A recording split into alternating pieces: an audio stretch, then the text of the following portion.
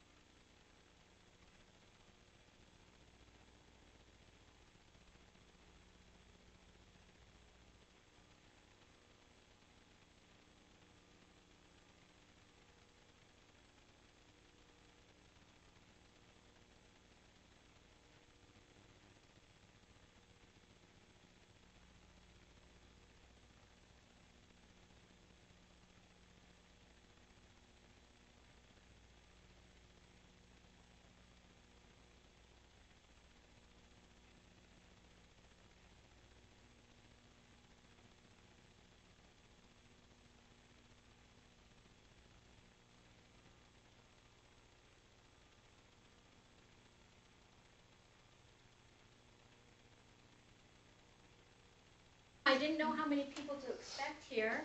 So there's some, and they'll just count. Remember, like I said, they're going to come and at different times and as they can. Okay. Thank you. All right. My personal philosophy is, I'm not backtracking. I don't want you guys to have to hear the same thing twice. So some people have to stay a bit later. Yes. Oh yeah, because all of our sessions in Aurora went for an hour and a half, and we had like 15 minutes planned speaking. So Okay. it ended up we had so many questions, but that's great. When do we know that the other sites are on board? Okay, they should be now. Okay, that's we're, great. Then We're we off can, mute, so we can begin. okay. And then when you hear that little beep, that was I ignore that, right?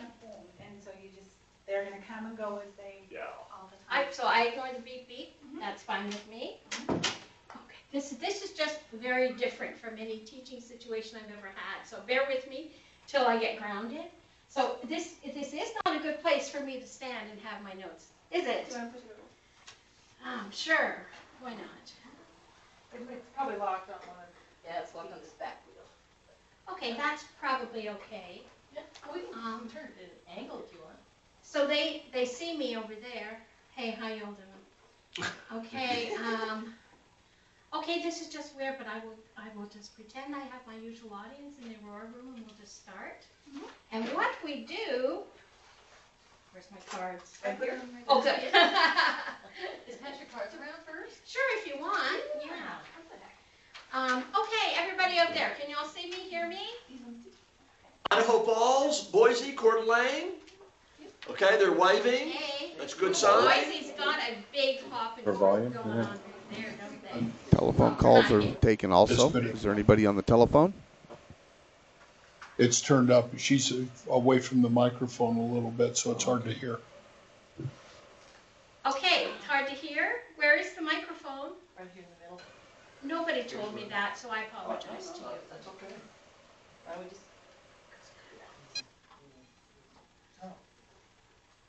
That may be it. Okay.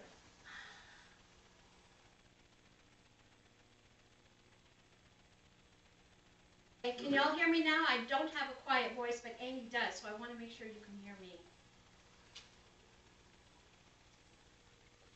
Got a thumbs up there. Okay. We got a thumbs up in Coeur d'Alene.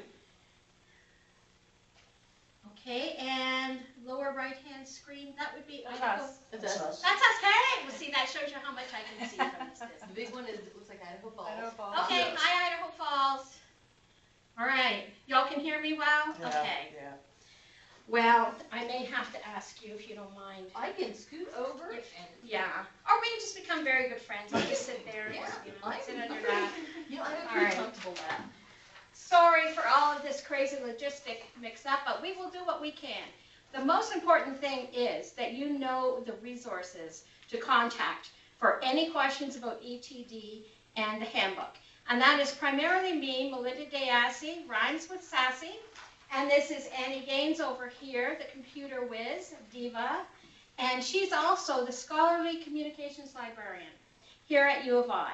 And she knows a lot about things like copyright, publishing options, etc. She knows about things I didn't even know existed, like Creative Commons licenses. Who knows about that? Aha, not just me. So things are new in publishing all the time, and Annie's your best resource for that. However, I did put a few notes about publishing in the handbook, so you can always look there first. You probably will find your answer. Do you want me to stop Annie? No, I'm okay. No? Okay, I'll just keep talking until Annie can get the computer going where she wants it to go. Okay. The reason why we're having these sessions, ETD has given a lot of people problems. And when you look at the computer techie students, they're going, no big deal, no problem. Other students are going, like this. The problem that I have determined / guessed that people have with ETD basically are threefold. One is it looks so permanent and formal and foreboding and unforgiving. Not all my words either. And I am here to dispel that myth. You can fill out ETD, you can make up all kinds of silly names and save it if you want, and then go back in and change it. Just to prove that I am not telling a lie, it's the truth. So it is not as permanent as it looks. The other reason is a lot of students look at the ETD and almost like second or third screen, I think it is, they start asking about copyright and publishing options and they want money from me and like, what? That's a separate issue. Those questions are something you probably haven't been asked before, which has led me to conclude the third thing. Some people look at screens like ETD and immediately lose 50 IQ points. That would be me. I am the type of person, if I open my taxes online, I holler for my husband and leave the room.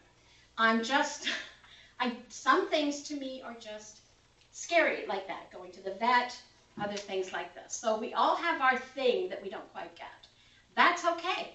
I can't say you can fix that thing, but here's how to get over all of those fears of ETD. And how do I know the fears of ETD are real? Because last semester, students had the choice of either submitting 2 copies in bond, which cost the doctoral students an extra, I think, $65, or they could do ETD for no cost. Most chose bond print. In fact, 35 to 40% of students altogether would not use ETD. I said it's cheaper, it's faster, it's 21st century, and they still didn't want to do it. So I thought, they're legitimate reasons. They're not necessarily lazy or stupid or any of those horrible things. No, there are real reasons. So remember those 3 things. You can make changes. It's not as scary as it looks. And we have publishing answers in the form in the handbook. And of course we have Annie, Publishing Diva. And we have the best thing for your resource, and that's the handbook. So those things combined, honestly, ETD is not nearly as nasty as you think it is. And don't believe any classmates that happen to tell you that either, because it's not. We had a number of people do it successfully. And we had students, especially those who have English as their second or third language, Some of them were very nervous about filling out ETD. And a few of them came to my office and filled out the form right at my computer. They ended up not needing me at all. So it's mostly nervousness. Okay, the first thing we're going to do is Annie is going to show how to fill out an ETD form. And after you see how easy it is, you'll go, what was I messing about? So there's a number of ways that you can get to ETD. One is just by typing it in the URL line, uidaho.edu/ETD. Probably the best way to get to it is go to the Grad Studies webpage, where everything you need to know in life is on Grad Studies webpage. If you go to Student Resources, once again, makes sense, Thesis and Dissertation Resources,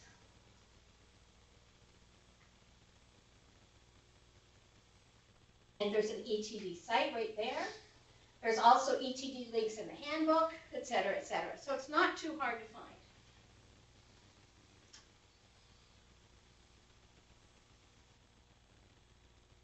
This is the first screen that anybody wanting to submit through ETD will see. And by the way, it's no longer a choice. You have to do ETD. And when you do ETD, you also have to hand in one bound copy of your dissertation or thesis. So, Annie? First step is press the Submit My Dissertation button. It prompts you to log in if you already have an account, which most likely you don't, or to create your account, which is very easy. You enter an email, your name, username, and password. So it doesn't use your same password and all that stuff that we use on computers now everywhere? No, although you could use the same one if you wanted to. But it doesn't necessarily automatically do that? Okay. And I'm going to log in because I already have it. So to create your account is very simple. It's just like things we've done online for a number of different services and resources.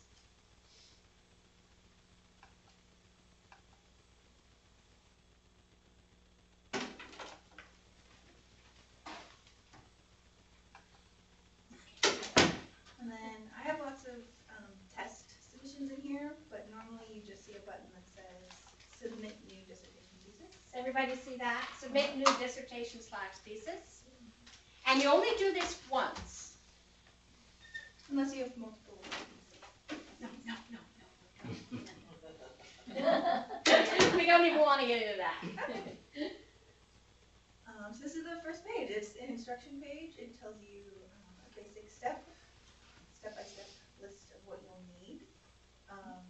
There's some tools outlined here, and it basically just tells you what you'll need to complete the process.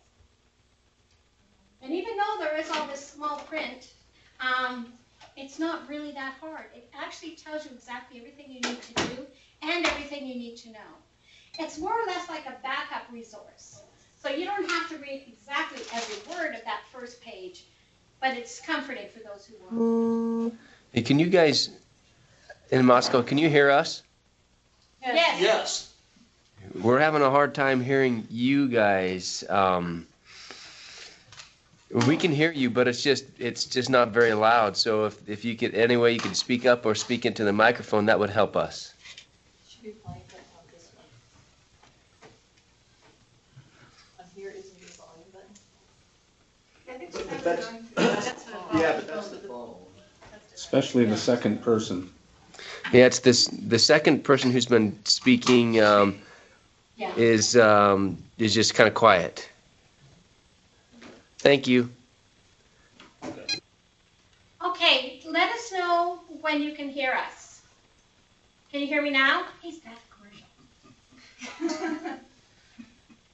Can you hear me? Here. Yeah, we can hear, it's the other person that's doing the computer that we can't hear. The When they're quiet, pointing. polite Western woman. There we I'm go. a big Southeasterner. Everybody can hear me. Thank I you. thought I said this. Can Would you that- hear me now?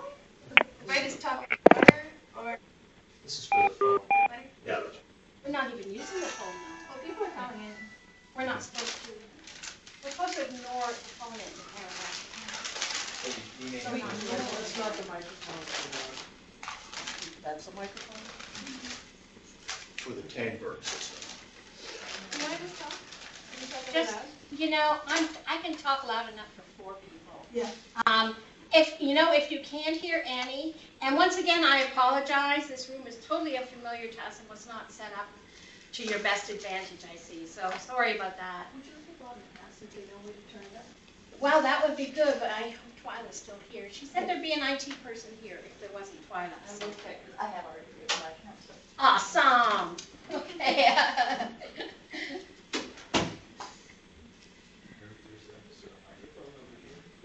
No, it should be, it's going through that. But some of the classrooms, they have a mic for the instructor to put on. Which we could put on Annie. Wow, this is not right. Okay, well, now what should I do? Talk louder and. Just Twyla's gonna check and see if she can an IT person here for us.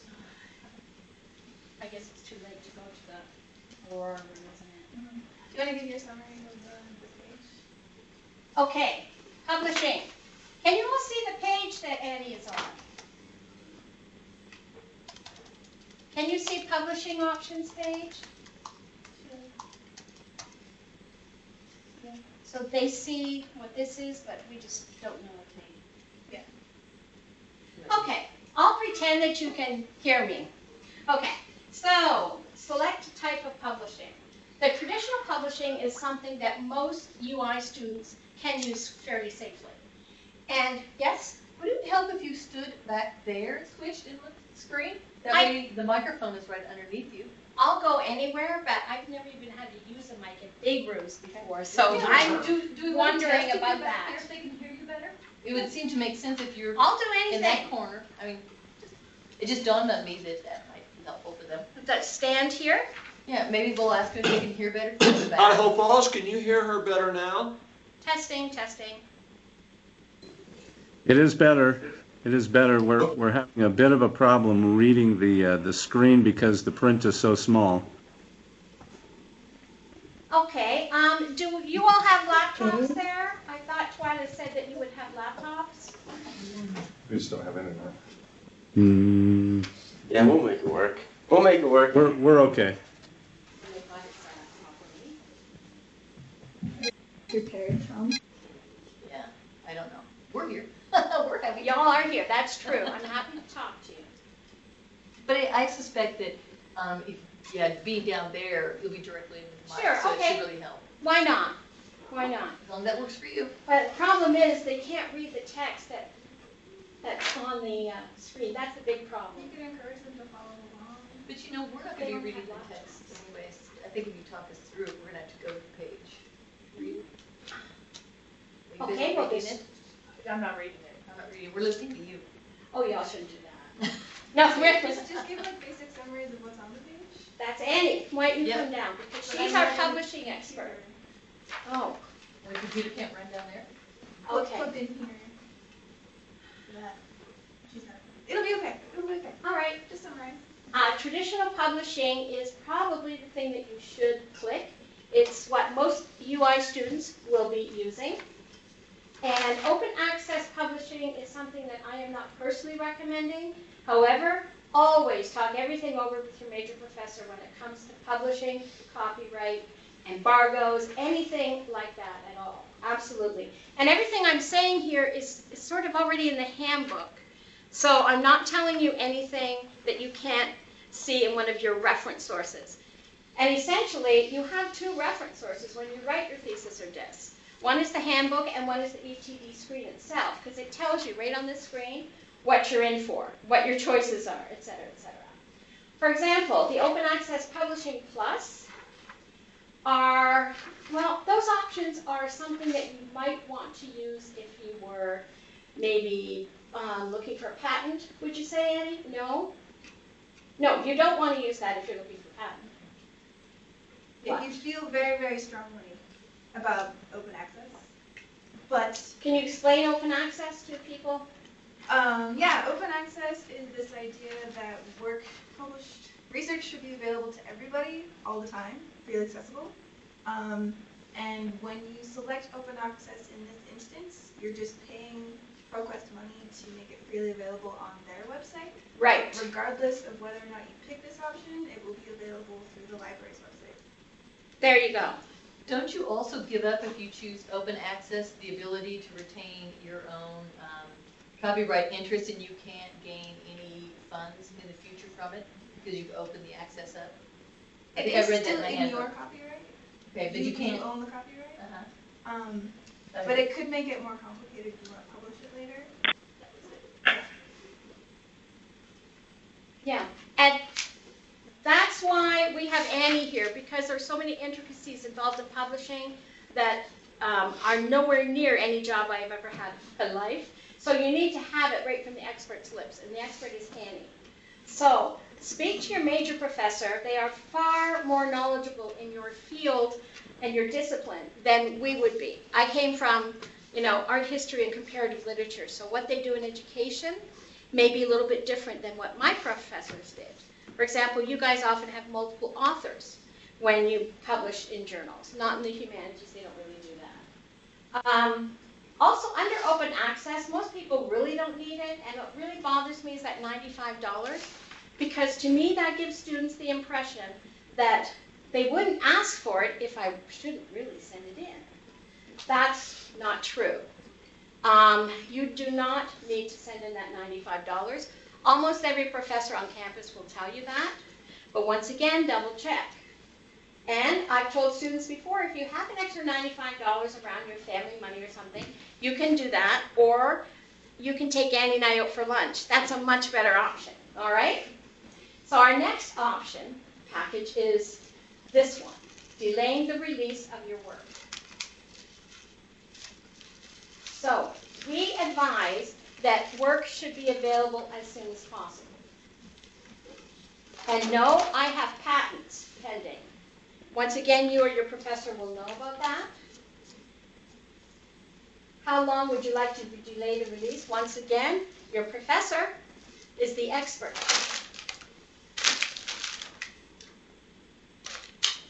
Reason for delaying? Save and continue. This is the toughest screen in the whole ETD. So if you can get through this screen, you can get through anything. Would you say that's true, Annie? Yes. Yes, for sure. And do not hesitate to talk to your professors. And that brings up something that you're not going to see in ETD and that I finally ended up having the nerve to put in the handbook, is that students need to put things in writing to their professors. I don't know if I have students in the audience over here or not, but if there aren't students there, maybe professors could take the initiative. My personal feeling is that students need to take the initiative to write to their professors stating, I would like to give you the first polished draft of my disc by such and such a date. Could you return it to me by such and such another date? And then it goes back and forth and you pull in committee dates, etc. If you don't put this in writing, chances are you're one of the 10% who ends up making errors and has to pay for yet another term's fees. You don't want to do that. Because once again, if you have that extra money, we all know what you're going to do with it. Me and Annie, lunch, breakfast club, stuffed French toast. Okay. When you say put that in writing, do you mean put that in writing in the ETD process, or are you referring to something else? Good question. No, an email. Just put it, there's nothing in ETD about what I just said. I just think it's a good idea for students to let their professors know what they're thinking. Because professors may be many things, usually not mind readers, and it also protects the student. You know, the student said, but sir, you told me you'd look at it by April 1st, and here it is April 6th, and I still haven't heard from you. So I really recommend that. And you know, it's a win-win situation. Nobody loses. You keep each other on track. And students writing dissertations, as you may all know, once again, I can't tell if there's students or faculty there or what, but we all need guidelines and deadlines. It's so easy to get off track. Especially, I think, if you're an education student, which is why I emailed Jim and asked if I could make some kind of presentation to education students about getting your work done on time and getting it done accurately and how to do it. And that's when I found out that most of our education doctoral students were living off campus, working full-time or almost full-time, married, families, the whole bit. When you're not surrounded every day in an academic atmosphere, I think it's hard to keep on track. That's more important than ever for the smaller satellite campuses to keep everything in writing. And it's hard to get signatures. You have people signing off in Coeur d'Alene and in Boise and in Moscow. It's just a nightmare at the end of the semester. So I think that's the best thing to do. Great, thank you. And I am a student, so just to let you know. Okay. I don't know. You know, I should have everybody put big badges on themselves. But I've mentioned this idea to professors, and they say, very good idea. Of course, we all think that students will take handle of their own dissertation deadlines, but they don't. And I know I emailed my professor to say, make sure I do this and that and the other thing, because it's very hard to always keep those dates. But if you're accountable to somebody for doing your thing on time, you will more likely finish it on time. Okay. I'm so glad we have a student, because everybody here in Moscow, y'all are faculty, right? No, we have one student. See, I can't tell. Most of our students, most of the participants today are students. Awesome. But that shows that so many of our student populations are professionals. Absolutely. See, y'all look like you know what you're doing. And I'm wondering, I'm just talking to faculty here. Right. Okay, that is great. Okay, I'm glad you understand. Did what I said about putting everything in writing to your professor, did that make sense? If it doesn't make sense, I really do need to know so I can advise other students differently. Okay? Oh, students. Okay. Going down this form. Contact information. Yeah, it's very simple. Institutional student ID, is that our B number? I was using a fake one. That's right, there's one.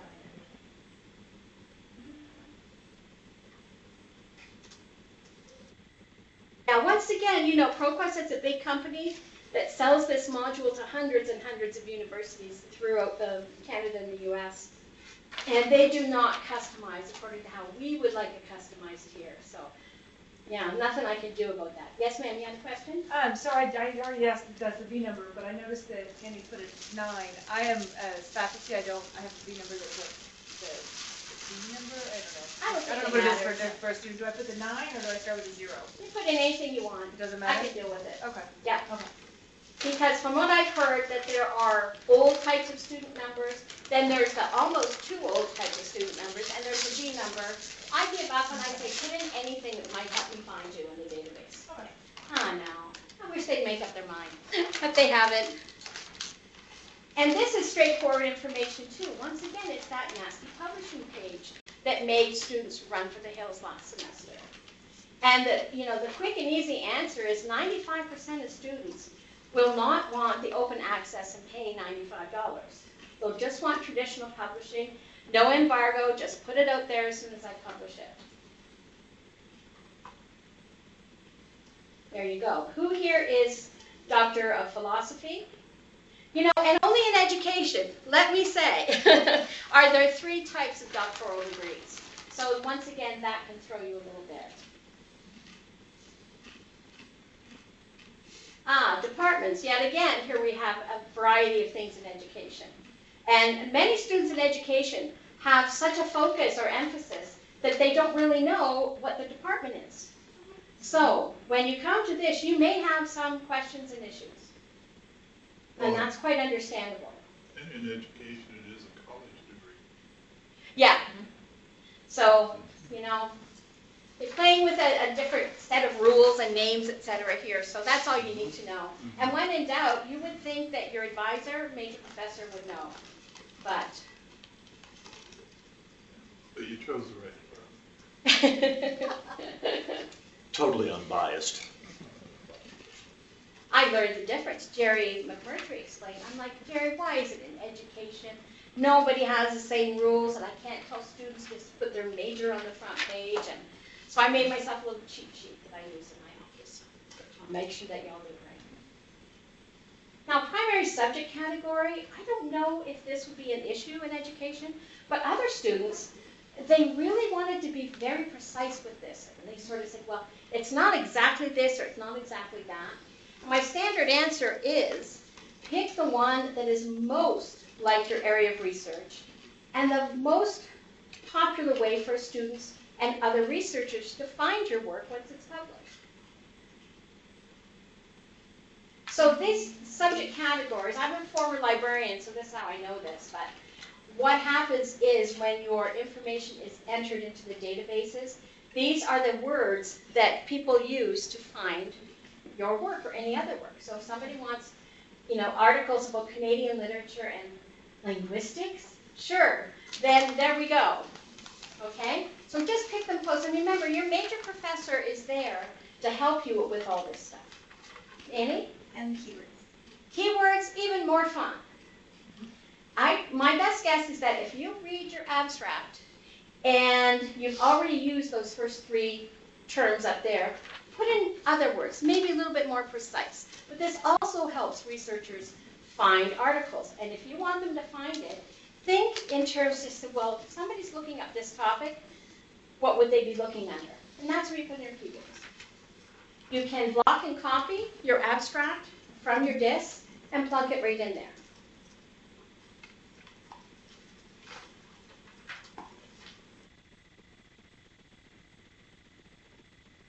Another nice thing, there are some really nice things about ET for sure. ETD is that the formatting hints. It is hyperlinked all over the place. On every page, you can find sources, resources, guidelines, explanations, hints, tips, etc. So they didn't really leave you walking in the window there. It should be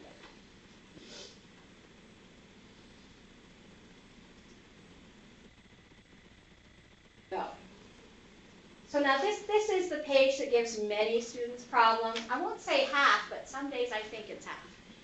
What you do is everybody knows by these days how to browse and upload a PDF. But what is misleading about some pages in ETD is it will let you save things and upload things, but that doesn't necessarily submit them to me. You can only submit your disk for format review and ongoing revisions by clicking that submit button that's in the left-hand side. That doesn't show up on every ETD page, and like I say, it's thrown a lot of good students for a loop. Yeah, really know it's there. Yeah, and it's 2 places in this whole ETD thing. I think it's at the bottom of this page, and also that one time over there on the left column. So yeah, it's misleading, and I addressed that in the handbook. Good. So make sure that you click submit. Yeah, if you save and continue, save and upload, you think, yeah, that's working. And students, I just thought of this. This is not in the handbook, but I might add it in the next revision, is for some reason, students think when they click submit, their professors get their document, but they don't. I am the only person who receives whatever you submit. Just me, all alone, the only thesis and dissertation advisor for the whole U of I, on campus, off campus. So it's only me. So if you think that it might be going to anyone else, that would not be accurate. Copyright permission button that Annie just clicked, just no. ETD at some schools, they have you upload them separately. We do not.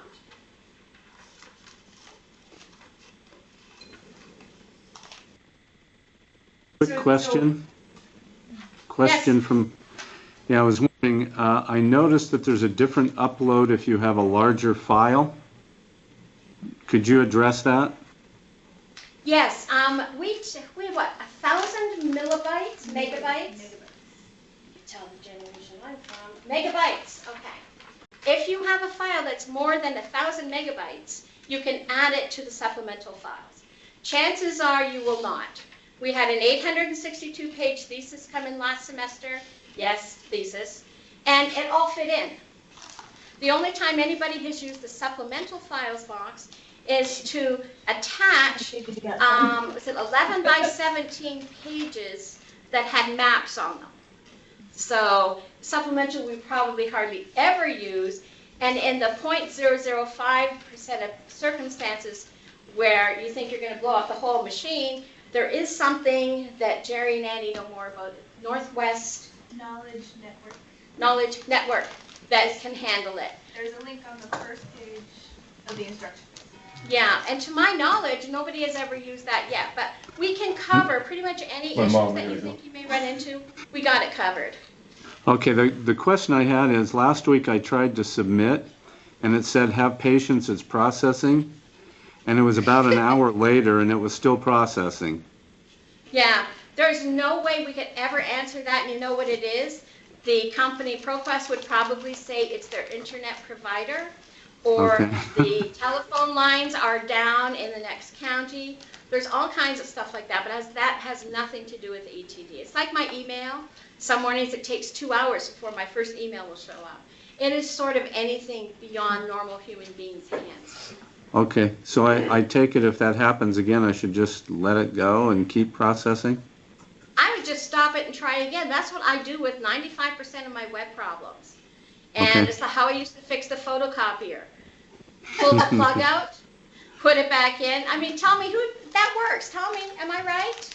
Yeah. I'm right. It Sledgehammer works. helps too. What helps? Sledgehammer. A sledgehammer.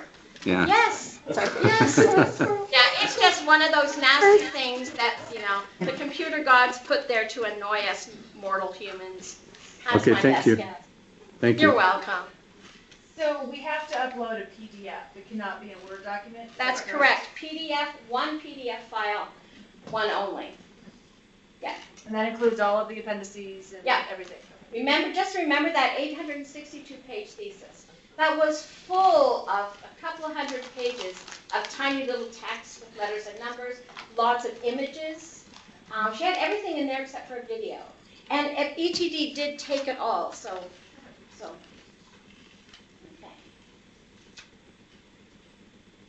Okay, that brings us next to notes. If you could, I'd appreciate knowing your defense date. It's just for office purposes, but I know how to handle your file a little bit better if I'm not always badgering you. Defended jet, defended jet, defended jet. There you go. That's all. Even if you just put like April 1, that's fine. It gives me a little something to work with. That is in the handbook somewhere. And Melinda, if that Yes. date changes, it's not an issue, is it? It's not a huge deal. I just had a student change it, said my committee can't meet that week. We've switched it to the 8th. I'm like, that's fine. It's very informal. And if you forget to put it in the ETD, just send me an email. Yeah. Now, where are we now, Annie? Copyright. Copyright. You can do it. I believe. I can do it? Okay. Yeah, and I should apologize to everybody. I'm a little off my feet today. I've been in the hospital. I just got out yesterday. So I'm a little shaky, so I'll just sit down for a sec. And no, I'm not a junkie. They just don't know how to take blood. Okay, let me get my breath here. Copyright, thanks to Annie, I know now that anything you write, sculpt, paint, film is copyrighted as soon as it leaves your typewriter. Oh no, they don't even use those anymore. As soon as you put it out there. So it's automatically copyrighted. I didn't know this. Most people don't seem to know this. So, copyright people are going to ask you for money.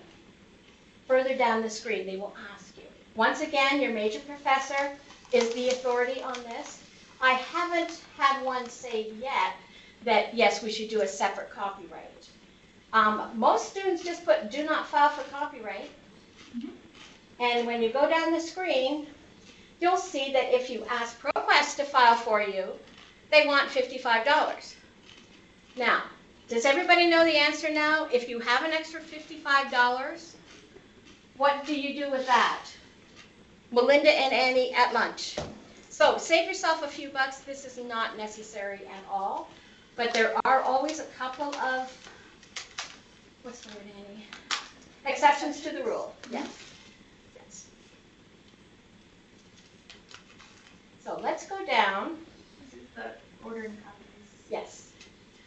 You know what, until you're at the very, very end and the doctor, what's her name? Bromley? Dr. Mantle Bromley. That's right, what he said. Once she signed off and you got all your information in there correctly, then you could go back in and order something. But a few students have said that they've changed their mind after they first filled this out, and they said it was a bit of a pain to go back and fix. So once again, like most things, just wait till you know all your answers and then do it. The only thing you don't really have to do that is with your PDF. Some professors, I found, they want me to see their draft before they even look at it. I sort of see that. I think it's sort of a smart, strategic idea. It makes them get all their ducks in a row, get writing and all that stuff, which is fine. But remember that your professors are there for content, supervision, and publishing expertise. I am the format and order people. And not, that twain shall never meet, because I don't mess in their business, and they have other things to do than to measure margins with rulers and things like that. That's me. So, Melinda, do you have experience? I've heard, and I don't know this factually, that the copy center here on campus is actually less expensive. No, you know what? I don't know, to tell you the truth. Okay, but please investigate that. There's multiple ways to have copies of dissertations, and I'm aware of some other avenues to have that done that's less expensive. But if you want multiple copies, which is for friends, relatives, committee members, etc., that's great. But don't feel obligated to take advantage of this particular opportunity. Sorry, I'm a little shaky again. Here. Can I get you? I've got my water here, and Okay. that's pretty good. Okay.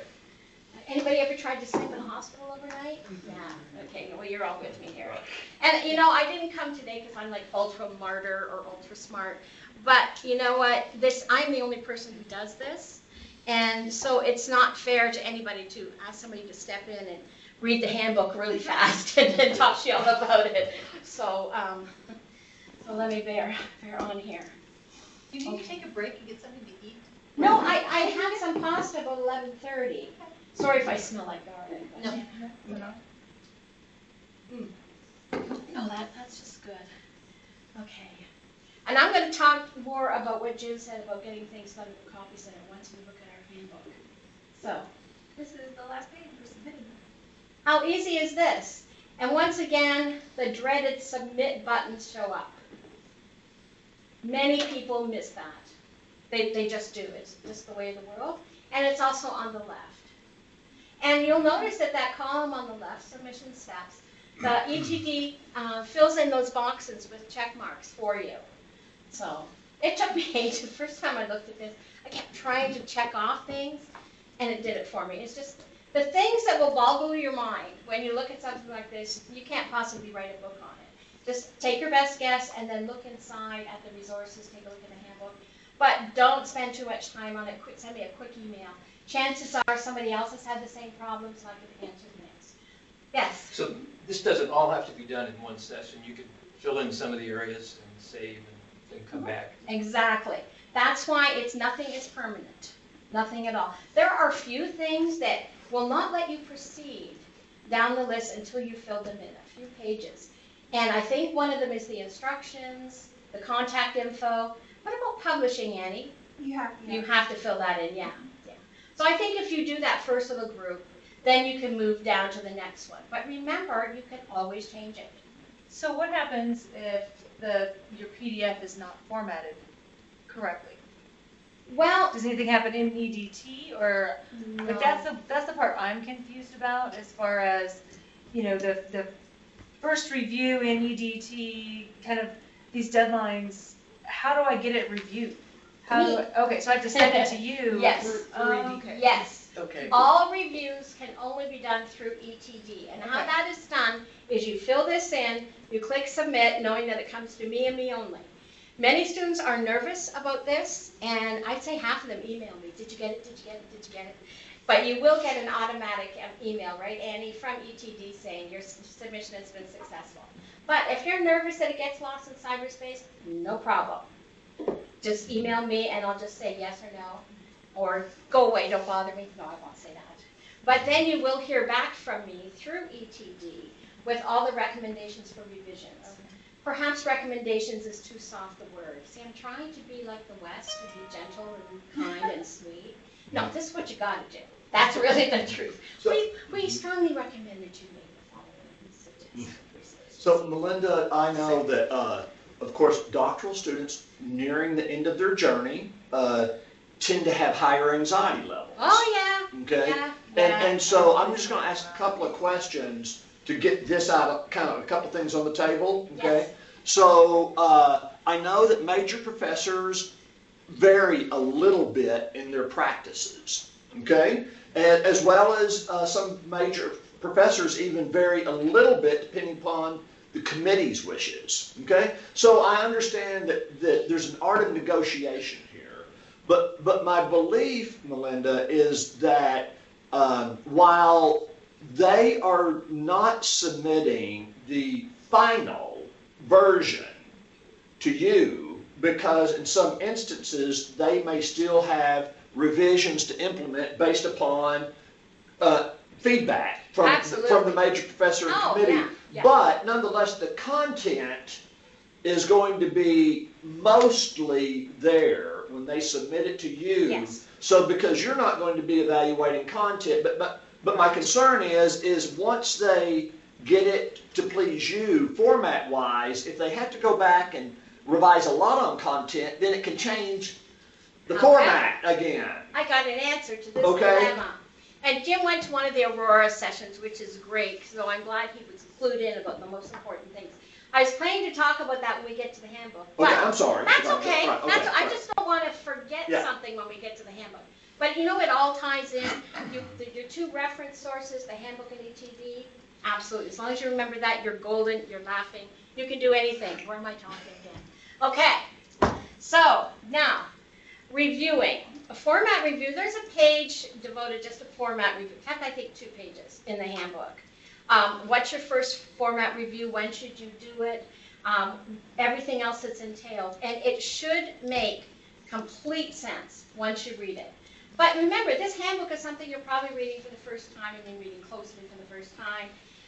When you read anything for the first time, it doesn't always quite gel. So always refer back to it to double check what you're doing. But anytime submit happens, we all know it goes to my email and my email only. So that's, as soon as I can get to it, I do. Problem is, mine is only a half-time position, and sometimes I have tons of stuff coming in every day. So I get to it as soon as possible.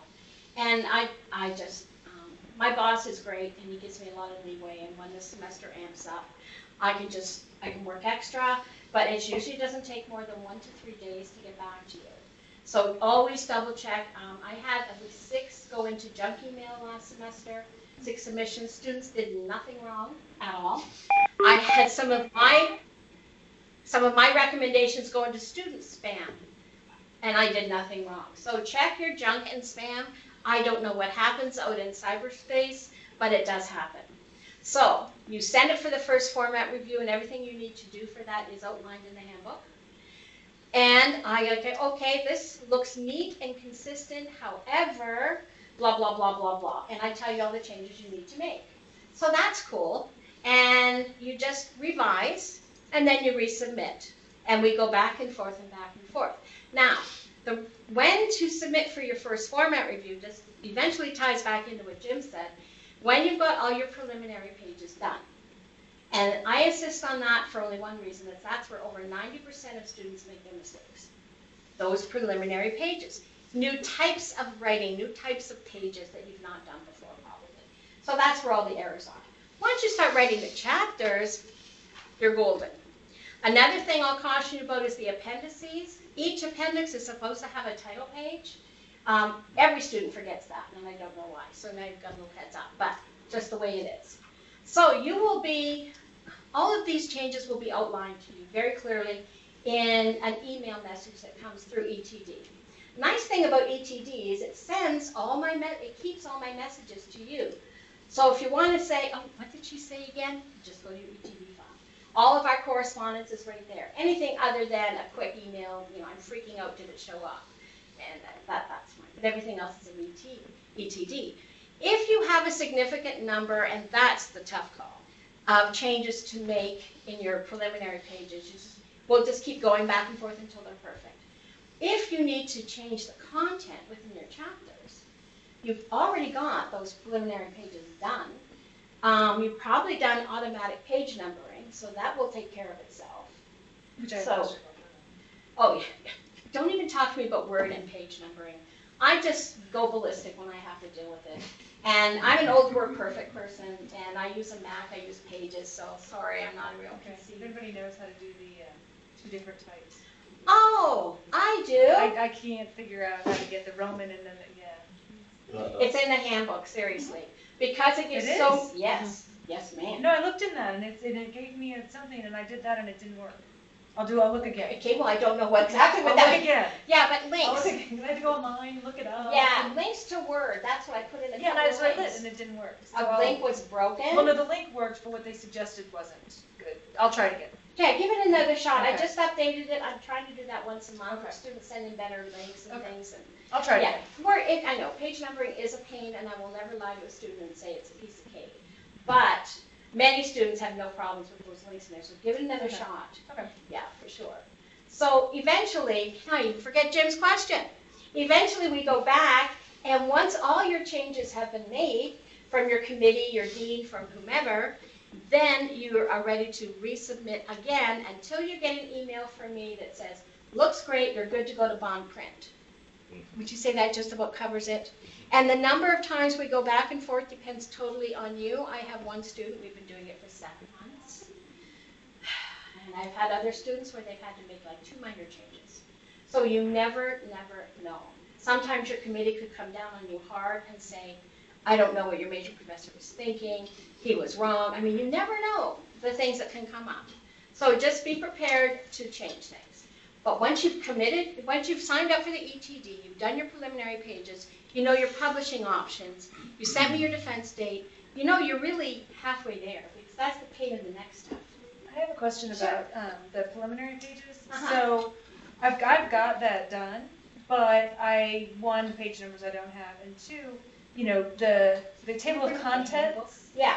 and all of this. So I have my table of contents, and I don't have any page numbers for those yet because I don't have all my chapters in yet. Okay. And then I have the list of the list of figures, list of tables, those 2 pages, but I have nothing on them. So if I submit that to you for a format review, though, I don't have those formatted yet. Yeah, so I need to actually have it all Sure. put together to get the pages in More before or- I send it. More or less. Okay. Some students have sent me 2 or 3 complete chapters, and they say, I'm adding 1 more. That gives me enough knowledge to know that they know how to do it right, and they can just add that little bit in there. It is Okay. a tough call, though. Okay. Abstract and acknowledgements is one that students tend to skip on. I gotta thank my mom and dad and whoever else I think of. You know, I mean, they'll just put in like a placeholder. But the nice thing about those preliminary pages is basically, there's the order. And yes, you know what, Annie? You know the student who refused to put them in that order? He did it. Threats work. Months, yeah. He wouldn't put them in the right order. I know, I'm like, keep your life simple. Just do what the university requests. Some people do like to complicate their lives, but nobody here, I can tell. Okay. So there's the order of the pages, then chapters, and yes, you do have to call it a chapter.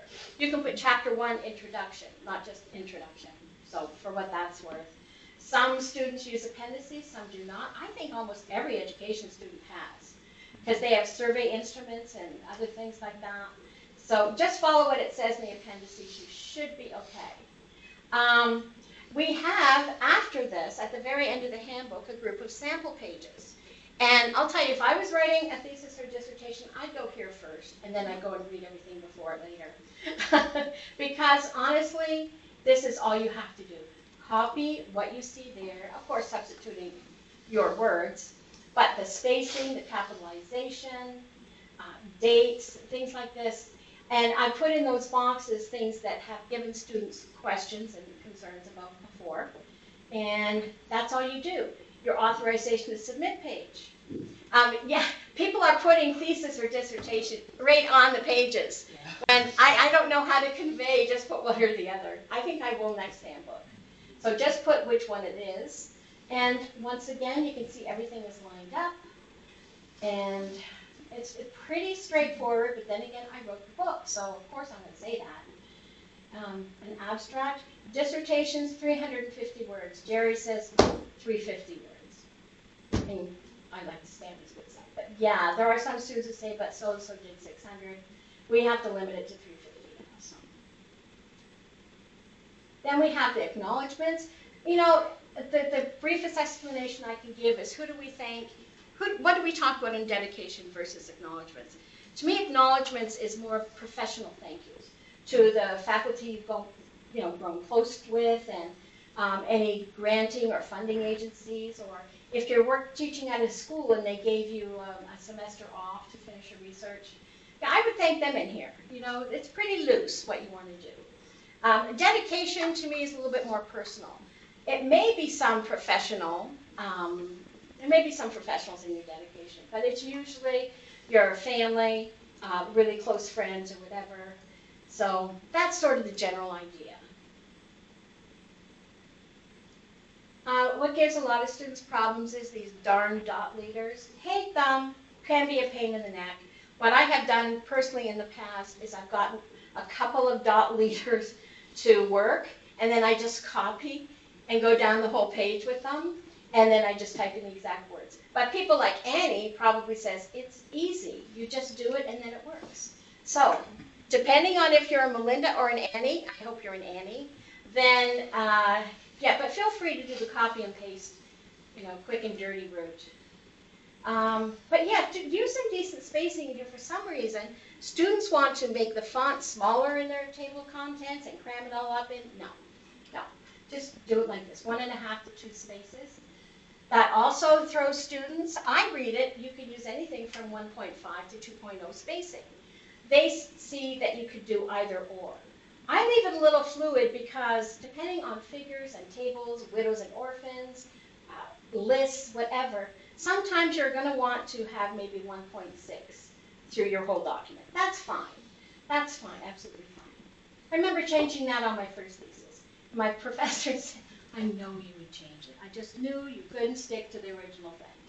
But it was for good reasons. So that should be fairly clear. Your list of tables, once again, the dreaded dot leaders. And make sure that each figure and table can stand on its own in terms of numbering and description. Your reader should be able to find that table and identify it despite the table, despite the page number. So if you call everything table, like if you call the first table in chapter 3, table 1, and the first table in chapter 4, table 1, that's not good. I would call it 3.1, 4.1, or whatever. And Jerry said back in his day that it was all consecutive numbering. Whatever you want, whatever makes sense. The big thing with a dissertation or thesis is consistency, and I like to add common sense. If it makes sense, it's neat and clean and lined up well, you're probably going to do okay.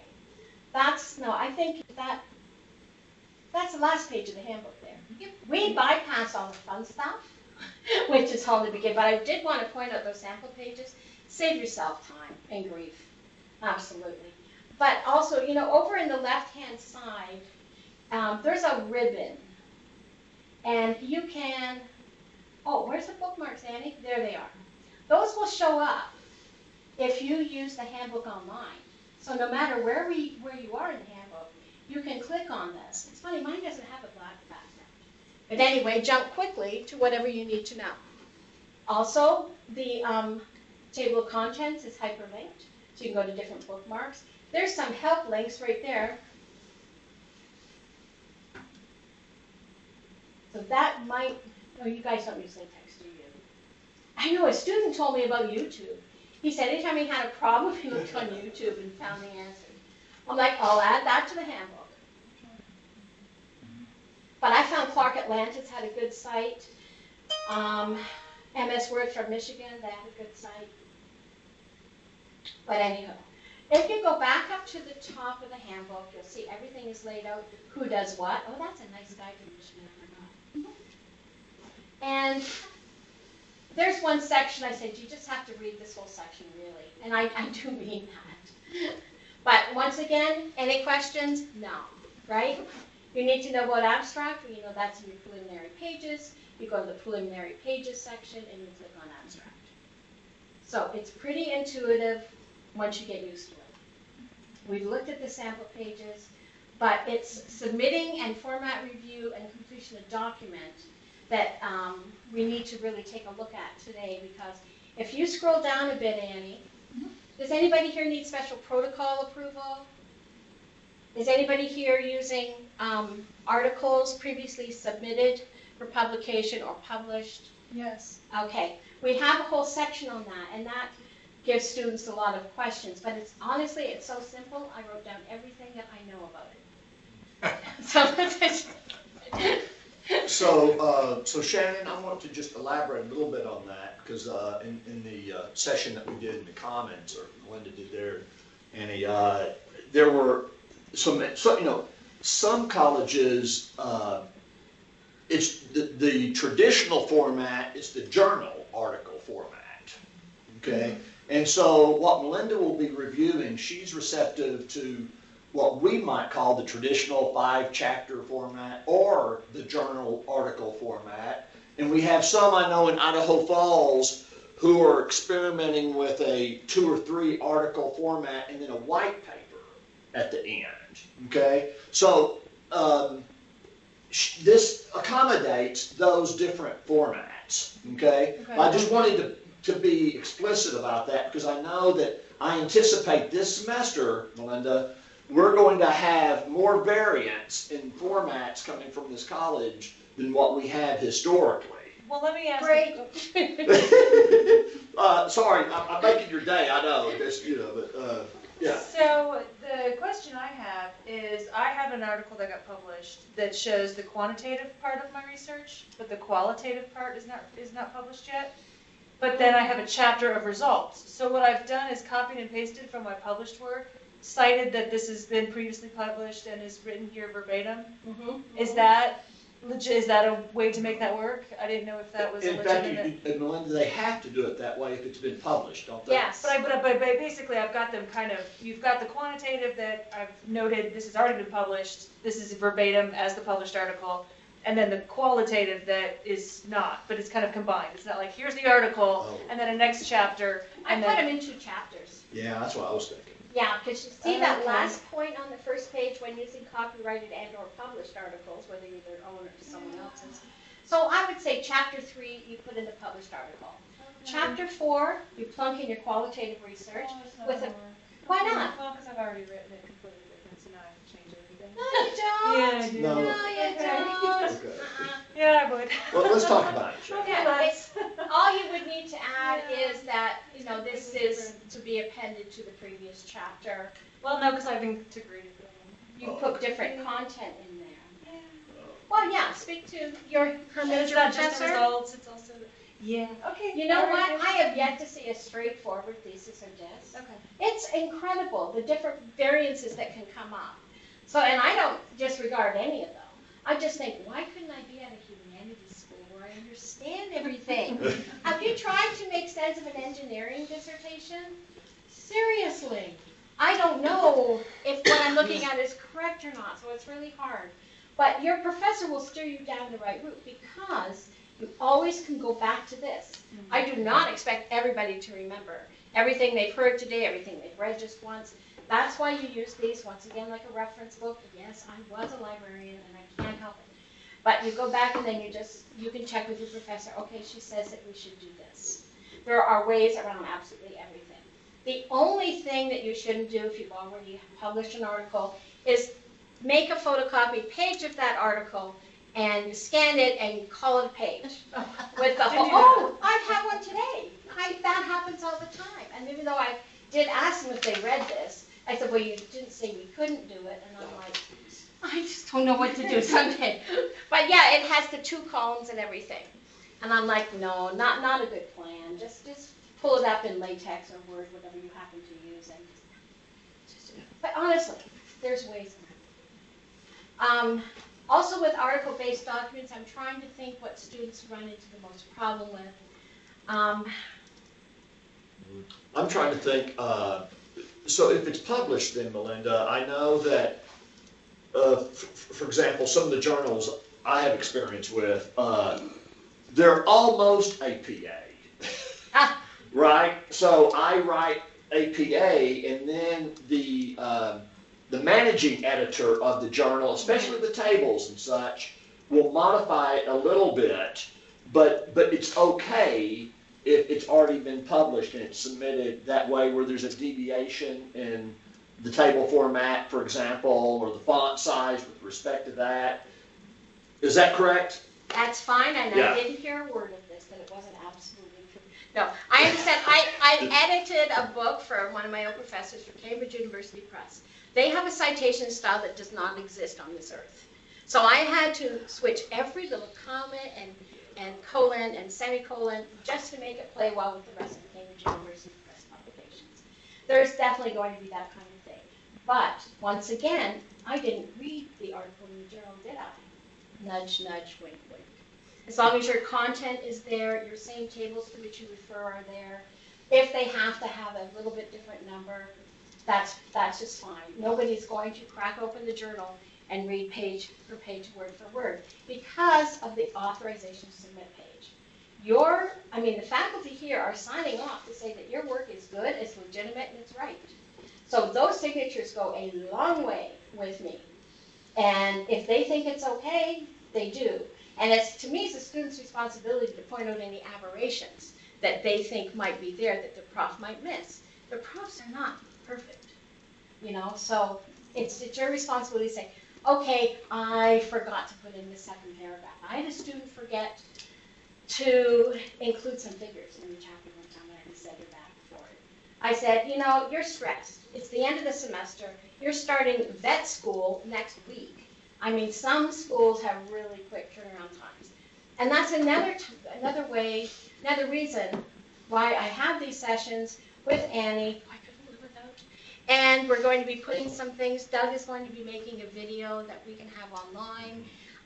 That I don't think it's going to work as well as when we get questions like this, because if I would have thought of this, I would have put it in the handbook. So interactive works really great, but you know what? We're going to put everything up there that we can think of. But you're all stressed out at the end of a degree. I've been there.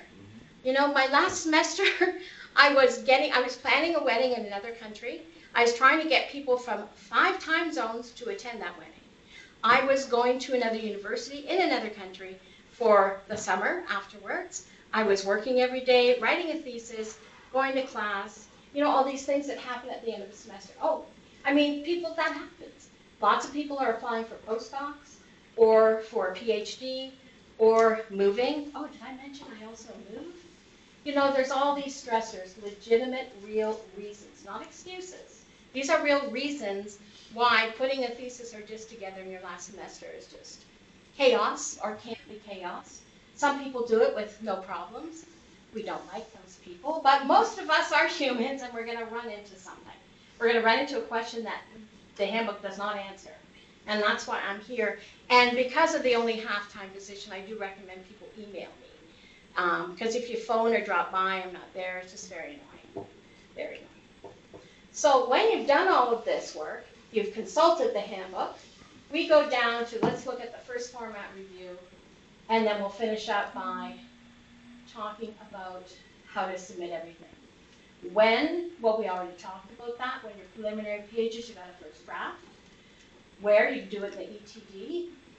Why? Because to make sure you've done it all right. How often? Every time you submit something in ETD, I review it. There's legend on campus that there is one format review. That is not true. Why would there be one? Because nobody has ever submitted a perfect document, because it's humanly impossible. So why would I review something just once, send back, do all these changes, and then not look at it again? Really. It's like telling a teenager to clean his room. No, you got to go and check, because you could easily forget things, or you might be an obstinate person, which very few of our students are, but you just might be refusing to make those changes. So that I basically look at it every time it comes in. So how to prepare for the first review. Read this handbook beginning to end, really, because chances are you're going to need to know something on every single one of these pages. Widows and orphans, that's something I find a lot in education, and I'm thinking the APA does not make a big deal about it. So it was a big deal in many other disciplines. But widows and orphans, I think, is an old term, and if there was a 21st century term, I'd like to know what it is, because I don't know what it is.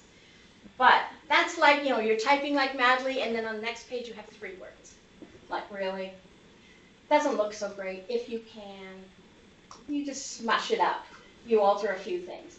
Or you put, the biggest thing I see is a subtitle at the bottom of a page, and then all the text on the next page. People do that all the time. They don't really think of it. I see a lot in the sciences and in education, so I think your style guide either does or does not make a big deal of these things. But I like to point that out. Those proofreading things, I won't read them word for word. They are worthwhile. Will save you some headaches. There's a little bit more discussion of ETD, what Annie already demonstrated, including an emphasis on the submit. And there's Andy's database.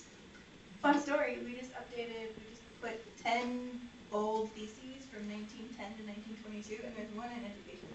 Awesome! From 1922. I'm really excited. Hand typed. Of course. Hand drawn graphs. Cool. Rendered out for a second.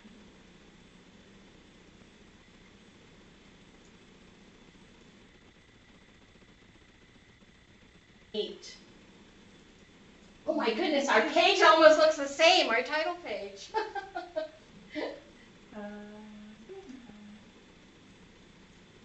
Graph.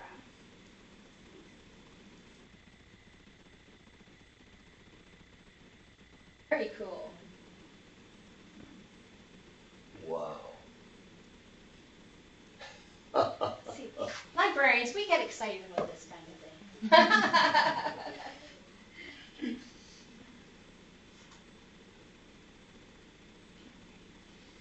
Now, you've done all this, you've gone back and forth with me in the ETD. The dean signs off on it, says, okay, it's great. And by signs off, I don't mean literally yet, necessarily. But say you get approval, because I know education is different. The dean does have to see it, like, what, 2 weeks before I have to get it, so, yeah. So once the dean has approved everything or made recommendations for the changes, and you've made those changes, then you submit it to me, basically done, complete, finito. I review it for the last time, and I will send you an email via ETD saying you're good to go. What that means is you can go to bond print. I do not want students to go to bond print until they are absolutely approved. I have had students, you don't want to know how many because you wouldn't believe me, after they get one format review, they go to bond print. And I'm like, if you have this much extra money to spend on bond paper, we know what to do. Me and Annie go to lunch. But once you get that good to go from me, it's very quick, brief, and like your point was very good before, but what if you make content changes and you've already had format review? I just make sure that everything lines up.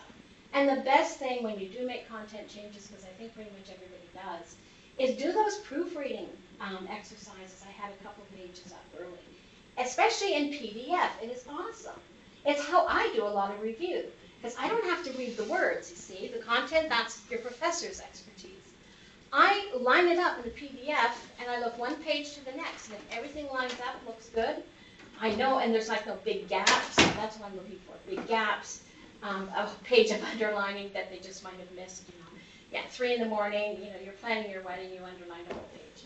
That's fine, that's the thing I look for. So this is pretty much succinct.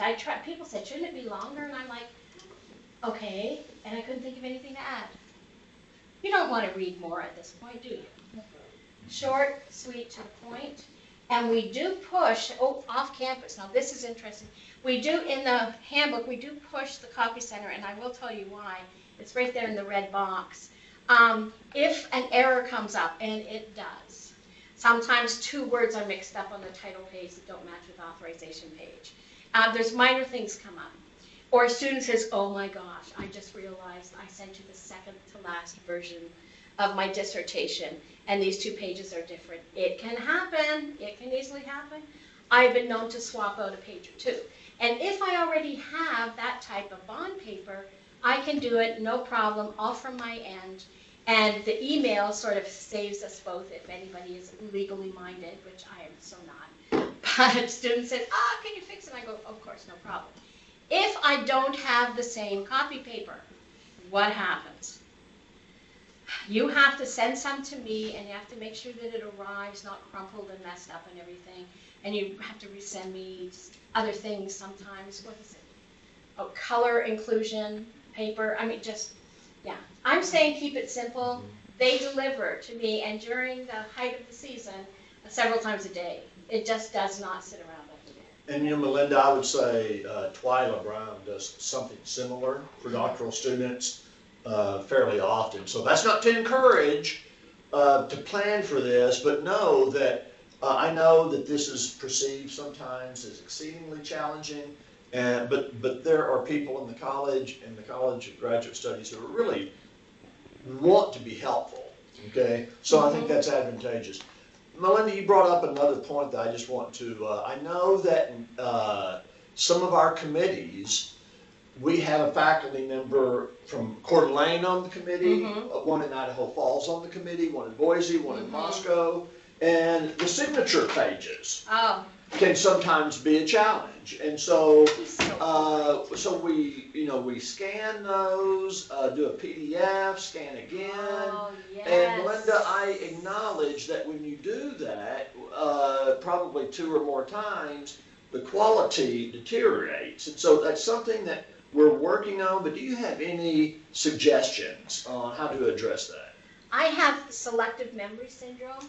I tend to want to push to the back of my memory horrible things that happened, like last semester in education with the photocopied signatures. I sent back more dissertation pages to Twyla than I kept, because they were reduced at 90%. They were off kilter. They seemed fuzzy, like they've been photocopied or scanned 6 times. They were a mess, and Dr. Chen's like, no way is he going to sign them. So I just send them all back to Twyla. If this whole thing took forever, us going back and forth, I came over, and there we are, rooting through all of Twyla's bond paper. Does anybody know how many shades of white there are in Paperland? 86. 86. I left after 45 minutes just saying, I give up. They've just got to do it themselves. And I tell you, if I was Twyla, I'd be much, you guys are so lucky. You got Twyla, not me. Because I would say, y'all just have to send it in FedEx. So I called other schools to my counterparts. They don't ever accept electronic signatures, scanned signatures, nothing. I said, what do you do when students have to get signatures from different campuses, different countries? They say FedEx. They send it out, the student has to pay, they do everything. These days of copying, photocopy signatures, they're just over. That just cannot be done. So I was thinking, well, what will the off-campus students do? Because I don't want people to spend extra money. There are, and I put a little section in here called electronic signatures. And I think I know it's in the table of contents, but it's right near the authorization to submit page. But it tells you basically how to go about doing it. There's a dean on campus. I don't know if I should say his name, so I won't, but he's got the best stamp I have ever seen in my life. I cannot tell for the life of me. I bet my coworker $2. No, not that I ever gamble. But we could not tell if it was a stamp or signature. It's that good. So maybe your professors have those stamps. But we can accept the stamp, but it has to be such good quality. I can't send all those back to Twyla. We're losing our minds. You know, they're closing the university last December. Everybody's being sent home and go through papers like this. It's like, you know, was not good. So get a stamp. Get an electronic signature that does not go through 15 people. Twyla may have figured it out by now, but it needs to be the right size. It cannot be a tiny one that's a 1/4 inch high, and yes, we did get some last year.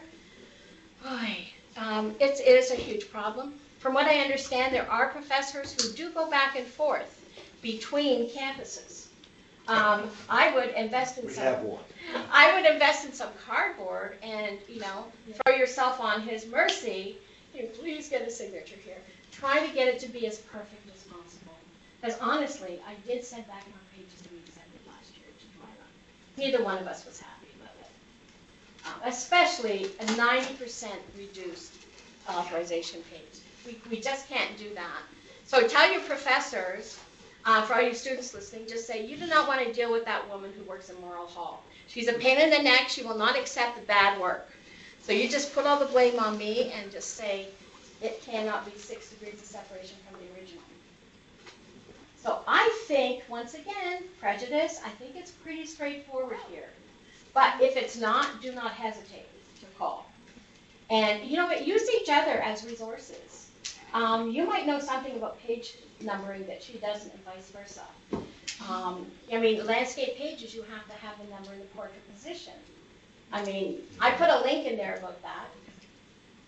People can't figure that out sometimes. Now, I want to hear more questions from you guys, because I've done yak so much. So I have another appointment, I had to leave, but I don't want to in any way discourage questions. Now is your opportunity, but I really would like to express my appreciation to both Melinda and Annie. They are phenomenal, and I really value their willingness to come here today and be technologically challenged in some instances, but that's their commitment to try to meet the needs and serve the interests of the off-campus students as well, which is a disproportionate share from our college. Yeah, okay? a lot. So I know that this is a new beginning this semester and process, and we will work to make it less bumpy to the greatest extent possible. Okay? And honestly, so thank you. Not as scary as it looks. Not as scary as it looks. So, do off-campus students or faculty have any questions whatsoever? Well, I just want to echo the thank you. So thank you for this presentation. When I'm looking for the handbook, what is it actually called if I'm searching online? Handbook, sorry, it says. Just go to COGS. The COGS website. So if you click on the COGS website, then you go to student resources, Annie? Yes. And then thesis dissertation resources. It is really common sense once you get there. There's no tricks or anything, because once you get to thesis and dis resources, it's just called handbook. Thank you. Annie's got a link to it too in ETD, and I think the person who does our website said she put it in 3 or 4 places on the COGS site. So you can't possibly miss it. And remember, there's no such thing as a stupid question. So feel free to ask.